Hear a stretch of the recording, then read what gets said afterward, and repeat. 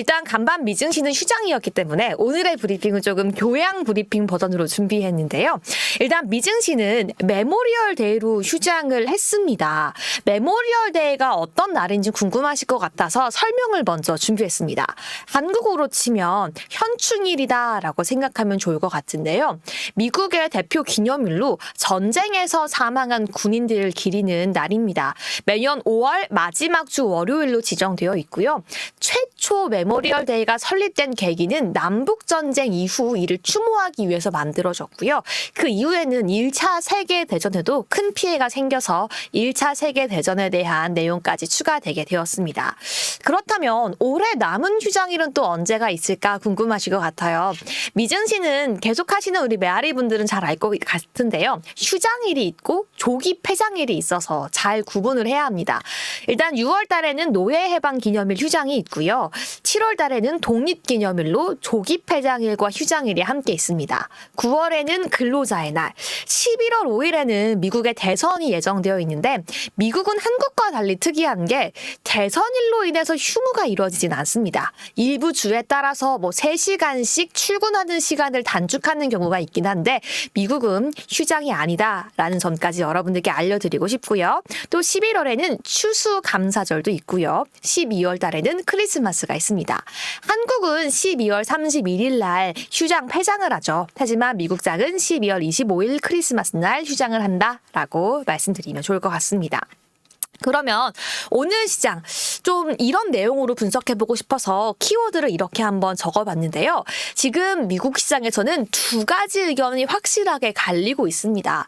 시장이 걱정의 벽을 타고 넘어서 상승 속으로 계속 갈 것이다 라고 기대하는 의견이 있는 반면에 지금의 상승은 중력을 거스르는 달리기에 불과하다. 이제는 중력을 거스를 수 없는 인간의 법칙처럼 더 이상 상승하지 못할 것이다 라는 의견이 팽배하게 맞붙고 있는데요.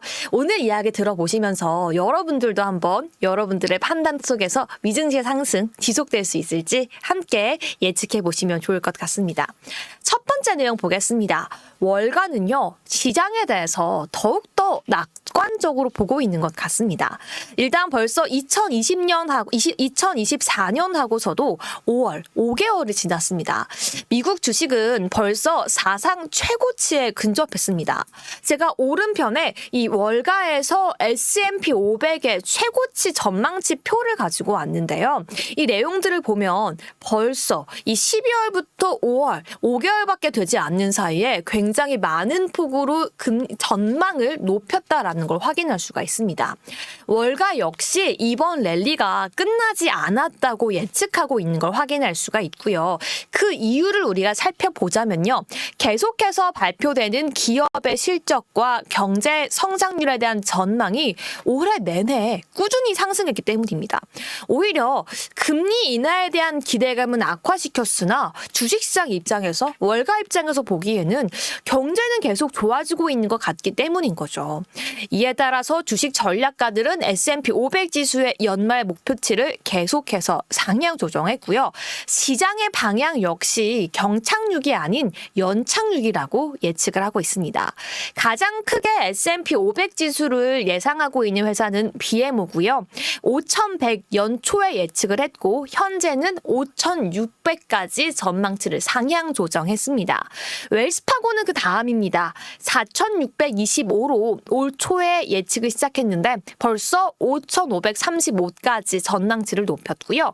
오펜하이머는 5,200으로 12월 전망치를 시작했고 현재는 5,500까지 전망하고 있습니다. 한편 정말 재밌는 게 JP모건입니다. 이 얼마 전에 JP모건에서도 슬슬 이 시장은 상승할 수밖에 없을 것이다라는 그 백기투항하는 모습을 보여주긴 했었는데요. 4,200에서 4,200 여전히 이 시장에 대해서는 조금은 다른 IB투자은행에 비해서는 좀 비관적인 의견을 갖고 있다라고 생각할 수 있을 것 같습니다. 그리고 어제 제가 브리핑 시간 통해서 여러분들께 이 내용을 전달드렸습니다.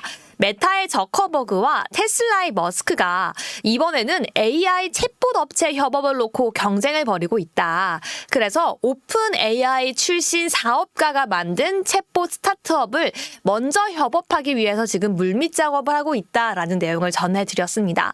네, 벌써 플랫폼 관련 기업으로 진출하려는 회사들, 그리고 기존의 플랫폼 사업을 영위하던 회사들은 AI 챗봇에 대해 만전을 기울이고 있고 전쟁을 벌이고 있다라고 해도 과언이 아닐 것 같은데요. 그래서 여러분들이 미국에서만 많이 운영이 되고 있고 미국에서 또 시장에서만 많이 거론되고 있는 시장에서 운영되는 주요 챗봇이 무엇이 있을까? 그 안에서 성능은 어떻게 달라질까에 대해 궁금하실 것 같아서 잠시 한 페이지 준비해봤습니다. 일단 오픈 AI의 챗 GPT가 있고요. 마이크로소프트의 코파일럿이 있습니다. 그리고 구글의 제미나이가 있고요. 그리고 퍼플렉시티, 여러분에게는 익숙하지 않으실 것 같고요. 엔트로픽의 이 클로드 등 5개의 좀 챗봇이 지금 시장에서 중요한 챗봇이라고 보면 좋을 것 같습니다. 그래서요, 이 시장 전문가들이 직접 5개의 챗봇을 여러 가지 주제에 맞춰서 질문을 해봤고 거기에 맞춰서 얼마나 정확도 있는 대답을 내놓는지 사실에 기반하는지에 대해서 이야기를 했다라고 합니다. 사실 어제 같은 경우 미국 시장에서 구글 제미나이에 대해서는 너무 섣부르게 발표를 했고 실수가 너무 많고 인종차별 등 새로운 좀 문제점들이 발견되었다라고 하면서 시장에서 신뢰와 정확성이 떨어지고 있는 모습이 밝혀졌습니다. 정확하게 1등을 했던 기업들은요. 이 퍼플렉시티와 챗 GPT가 현 구간에서 챗봇 중에 1위를 달리는 그 결과 정확성을 보였다라고 이야기를 하고 있고요. 반면 꼴찌가 구글 제미나이가 아니었습니다. 이 마이크로소프트의 코파일럿은 오픈 AI의 챗 GPT와 분명히 협업하는 부분이 있음에도 불구하고 지금 시장 전문가들이 물어봤던 6개의 토픽 중에서 5개 부분에서 꼴찌를 차지하면서 이 AI 챗봇 업체에서는 지금 많이 뒤처져 있다라는 평가를 받았다라고 합니다. 그럼 여기에 이어서 지금 미국 시장뿐만 아니라 국내 시장까지 AI 랠리의 최중심에 있는 게 뭘까요? 바로 에너지, 이 데이터 센터의 전력난을 어떻게 해소할 수 있을까에 대한 논의가 끊임없이 이뤄지고 있습니다. 우리가 2050년까지 몇십 배 증가할 것이다 예상하고 있지만 거기까지 갈 것도 없습니다. 데이터 센터 에너지 소비는요, 전력 소비량이 2026년까지만, 지금부터 약 2년 뒤까지, 지금 이제 1년 반이라고 해야 될까요? 그 사이에 지금까지 소비된 전력량보다 약 2배까지 증가할 예상이라고 시장은 전망하고 있습니다. 이 국제에너지기구 IEA가 발표한 건데요. 데이터 센터, 인공지능, 암호화폐, 지금 우리가 AI 랠리와 관련해서 지금 4차 산업과 관련해서 데이터 전력량이 사용되고 있는 분야를 그게 3가지 부문으로 요약을 하고 있는데요. 이 3가지 부문에서의 전력 소비량이 2026년까지 무려 2배가량 증가할 것이다 라고 보고 있는 겁니다. 그리고요, 지금 현 구간이 일단 전통적인 데이터 센터와 함께 암호화폐 채굴 시장, 이 2가지 정도로만 전력을 소비하는 이 투 섹터로 건물 양식이 지어져 있다라고 한다라면 정말로 AI만을 위해 전격적으로 만들어지는 데이터 센터가 추가되면서 2026년에는 더욱더 데이터 센터가 증가할 것이다 라는 보고서까지 함께 발간이 되었습니다. 그럼 마지막으로 이 내용도 함께 짚어보도록 하겠습니다. 전일 발표된 내용이었는데 미시간대 5월 소비자 심리지수 최종치가 6개월 내 최저치를 기록하고 있다라는 내용이 전해졌습니다.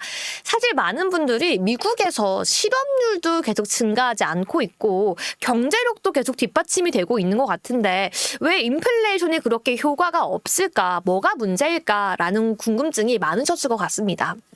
일단은 인플레이션에 대한 잡히지 않는다는 점과 미국인들의 지갑 사정이 안 좋다라는 것은 별개의 문제로 봐야 할 것 같습니다.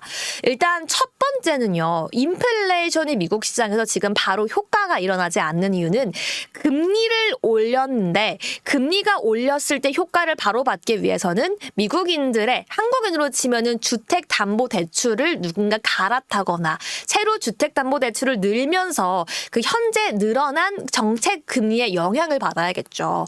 하지만 현재 미국인들은 이사가 많이 간다거나 새로 주택을 사는 양이 많이 증가하지 않기 때문에 지금 미국인들에게 인플레이션을 잡기 위한 이 금리 정책이 그렇게 효과적으로 작용하고 있지 않다라는 내용입니다. 하지만 그와 반면에 미국인들의 실업률이 증가하지 않고 있다고 하더라도 미국인들의 경제 사정은 굉장히 좋지 않다라고 이야기하는데요. 나날이 증가하는 경제적 고통에 대해서 미국 시장에서 이야기하고 있습니다. 일단 이 지도를 보시면요. 빨간색으로 표시된 부분이 경제적으로 고통을 받고 있다라는 지역의 분포도고요. 그 안에서 드문드문 보이는 초록색 지역이 나름 경제적으로 건전한 마을 그 지역의 분포도입니다. 한마디로 경제적으로 어려움을 겪고 있는 지역이 훨씬 많다라는 건데요. 저희가 지난번에 메아리에서도 미국 부동산 특집을 지원해 드렸었습니다. 그 당시에 특징적으로 얘기했던 게 뭐냐면 미국에서 교외 지역에 대해서 주택 수요가 점차적으로 늘어나고 있고 그 지역에 대한 이주량이 늘어나고 있다라고 이야기하면서 저희가 굉장히 특이하다. 왜냐하면 한국은 수도권으로 밀집되고 있는데 미국은 왜 교외로 이주하고 있을까 하고 궁금해했었어요. 이게 정말 경제적인 사정으로 인해서 어쩔 수 없이 점차적으로 수도권에서 교외로 이주하고 있기 때문이라고 하는데요. 특히나 팬데믹 이후로 경제 사정이 어려워진 더 많은 미국인들이 도심을 떠나서 교외로 이주하고 있다고 합니다. 대표적으로 클레블랜드, 오클라호마, 이 폴워스 같은 지역에 미국인들이 이주를 하고 있다고 하는데요. 심지어 교외로 이주할 형편이 되는 사람도 어느 정도는 자본력이 있는 사람이고 그렇지 않은 자본력 자체가 없는 사람들은 더욱더 도심 내에서 고통이 악화되고 있다라는 내용까지 전해지면서 이 내용을 12월에 있을 대선과 연결된다라면 바이든과 트럼프 중에서 경제적으로 고통을 호소하고 있는 미국 시민들은 누구를 과연 투표할지까지 시장에서 궁금하다라고 이야기하고 있습니다. 여기까지 오늘 미증시 휴장으로 이어가는 매경 아메리카 리포트 브리핑 마무리해봤고요. 계속해서 오늘은 어떤 게스트와 함께 시장 정확하게 진단해볼지 지금 바로 함께 만나보러 가시죠.